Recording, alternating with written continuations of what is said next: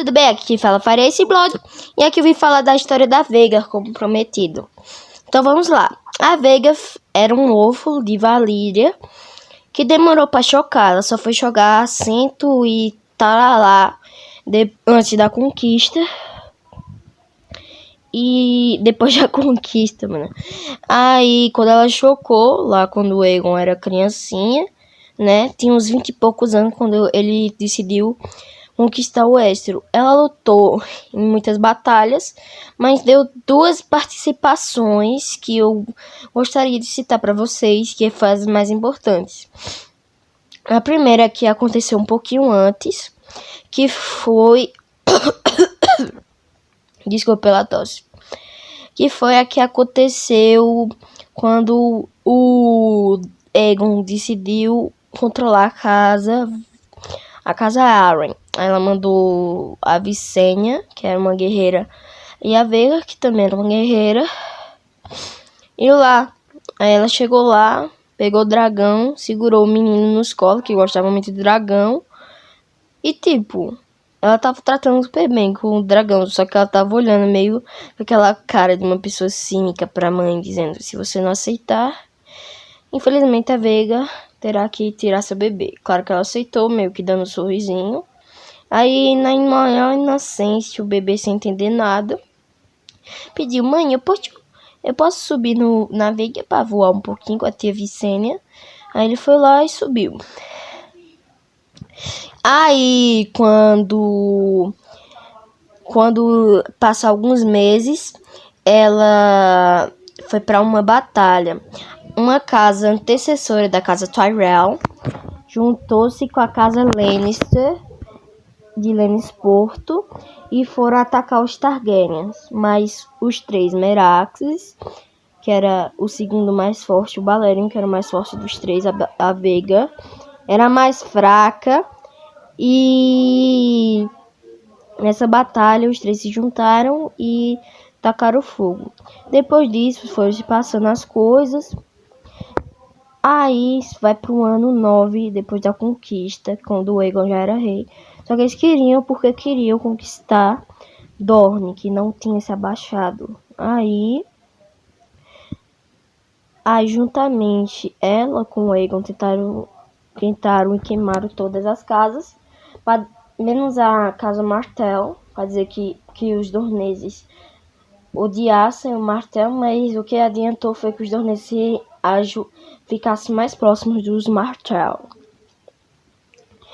Aí a Merax e a Rhaenys foram até lá, só que ela morreu. Triste história. Aí quando o Aegon soube mais a Visenya, aí quando eles foram lá, queimaram tudo. Depois disso não aconteceram muitas coisas. Depois desse tempo aí o Aegon desistiu, mais ou menos, entre aspas, porque tiveram uma guerra, mas não tem muito mais o que se contar sobre a Veiga. Foram passando os anos. No ano 37 o Aegon morreu. Só que a Visenya, juntamente com a Veiga, queria que o filho dela, Maegor, fosse, porque ela não curtia muito o Aenys. Meio que gostava dele, porque era o sobrinho, né? Era porque era filha da Rhaenys, que era a irmã tão querida dela. E aí, nesse meio tempo, houve guerra, ela lutou em algumas batalhas, mas um momento mais mais participante dela foi quando ela interceptou os filhos do Aenys e a esposa dele e prisionou com a Veiga. Vai dizer não pra Veiga, pra ver se não acontece um desastre com você, que não aconteceu com o Luke e com o Rax. Nesse meio tempo, a Visenya morreu. Quando a Visenya morreu, a Veiga ficou vagando selvagemente, ficou caçando essas coisas, até que em algum ano ela foi montada pelo pai do Daemon de Viserys, o Bilon, que quando aconteceu isso, eles que elas eram muito próximas. Eles eram muito próximos. Só que no ano ela morreu. Ele morreu. O Bilon, desculpa, tá meio zoado aqui, ainda não tô conseguindo falar pra vocês. Mas o Bilon morreu. Ela ficou vagando por aí até chegar no ano que ela foi montada pela Lena, assim. Elas ficaram juntamente, ela gostava muito da Lena, provavelmente era a segunda montadora, porque a primeira sempre vai ser a Visenya. Até que ela morreu em 120. A coitada não tinha montado certo não até a morte dela. Aí, já pegou o Aemond. Já dá pra ver que vai dar merda. Quando o Viserys ficou xingando, quando o Viserys meio que xingou, entre aspas, o Aemond, dizendo que ele não era homem o bastante, mano, que os outros são meio bosta, tipo, o pai dele é um merda, mano. O pai do Aemond, do Aegon, da Rhaenyra e da Helena era um bosta, só se importava com a filha dele. Tipo, ele fazia de conta que nem existia os três. Por esse lado dá pra entender o lado dos verdes, mas a Rhaenyra é melhor. Aí no ano 120, teve todo aquele trelê. Aí ele não reconheceu o Aemond de primeira.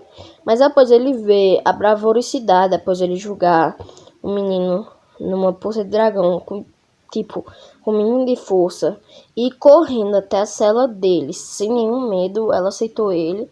Fez todo aquele percurso nos Desota. Quando ele desceu, teve aquele todo rololê lá do olho que o Lucerys arrancou por medo para defender o irmão. E aí, quando isso aconteceu, passou os anos até 129. Nesses anos eles ficaram mais próximos, né? Aí chegou no fatídico ano 129, quando o Aegon usurpa o trono, que todo mundo sabe que foi usurpação, né? Aí, depois disso, o Aemond foi mandado para pedir o apoio dos Baratheon. E depois disso, chega o Lucerys de noite. Teve todo aquele rololê. Só que aí o Aemond decidiu em matar o Lucerys.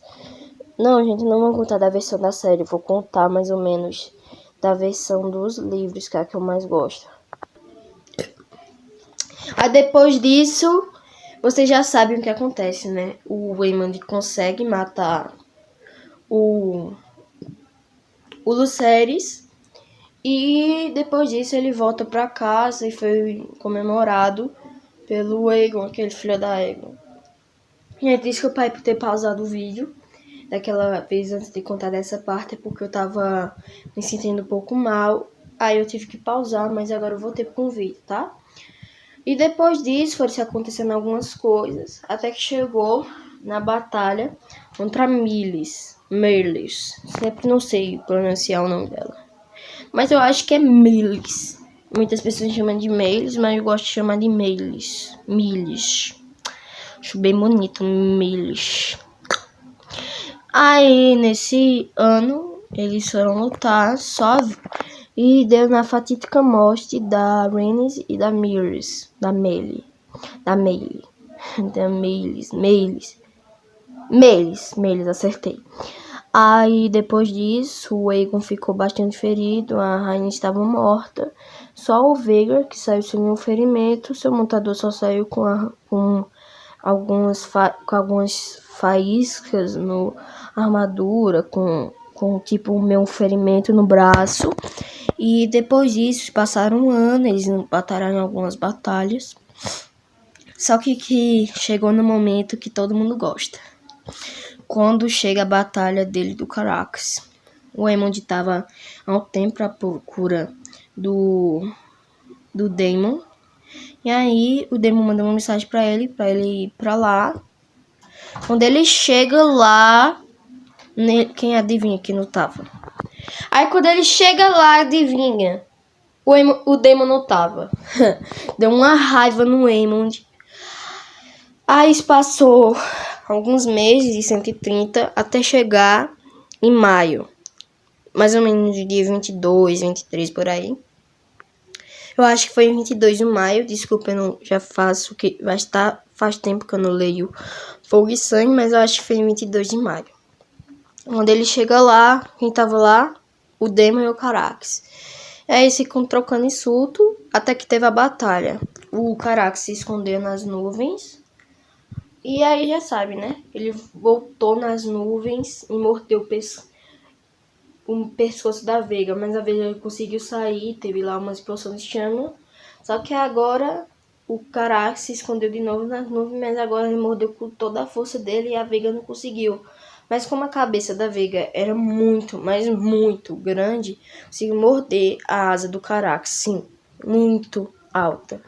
Aí, depois disso daí, teve todo aquele terelê. O Daemon que tinha se soltado da cela e pulou no olho do... Qual é o nome? Do Aemond. E matou ele. Aí os dois caem. E o Daemon, o Aemond e o Vhagar, ou a Vhagar, morreram. Só que o Caraxes saiu só com a asa. Foi até Harrenhal, mas não conseguiu andar muito e morreu. Então esse foi o vídeo, rapaziada. Espero que vocês tenham gostado. Tchau.